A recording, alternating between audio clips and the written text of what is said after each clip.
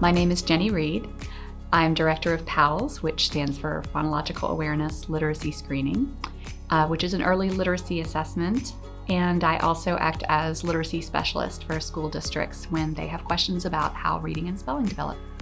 So there are a lot of reasons why a child who's been identified as at risk for reading difficulty may be struggling. And it may have to do with the lack of instruction. There may be a neurobiological issue that we would call dyslexia. That means that the child, even if they get instruction, is not responding to instruction. But what research tells us, the good news is that what research tells us is those two different types of struggling readers need the same things. General types of instruction and the same skills are needed no matter what reason a child is struggling. And we know that whether a child is struggling with dyslexia or whether a child is struggling with a lack of exposure in instruction, or maybe even struggling with early trauma, all of these children tend to do best in programs where they're giving direct, targeted instruction, where we've identified the specific foundational literacy skills that are lacking for this child and given systematic, structured instruction with that specific skill. So, what are the skills that struggling readers need? All readers need basic foundational skills, including phonological awareness, which is a really fancy way of saying, can they hear the sounds in words?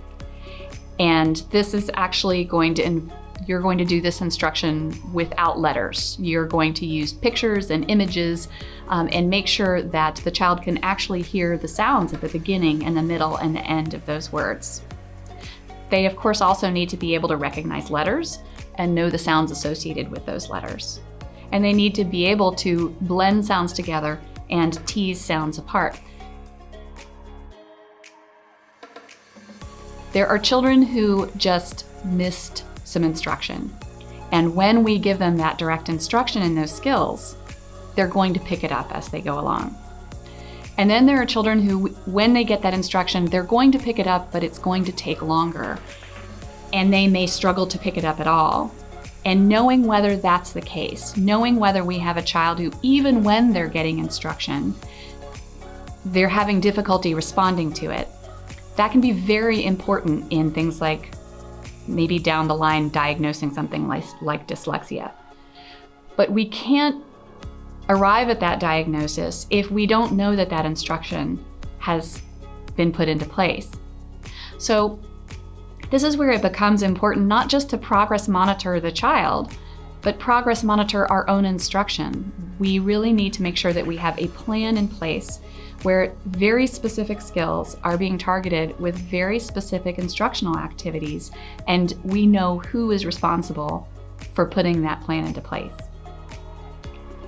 Now, when we use our progress monitoring assessments, when we use our screening tools, when we diagnose what a child knows and what they're ready to learn, we have all this lovely assessment information.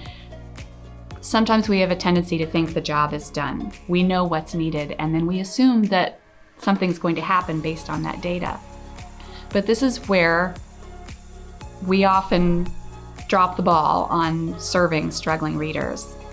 The important thing is to put a plan in place that includes identifying the skill, establishing a goal for that skill, and then finding specific instructional activities that target that skill, and then identifying the person that is responsible for delivering that. Those last two steps are often neglected.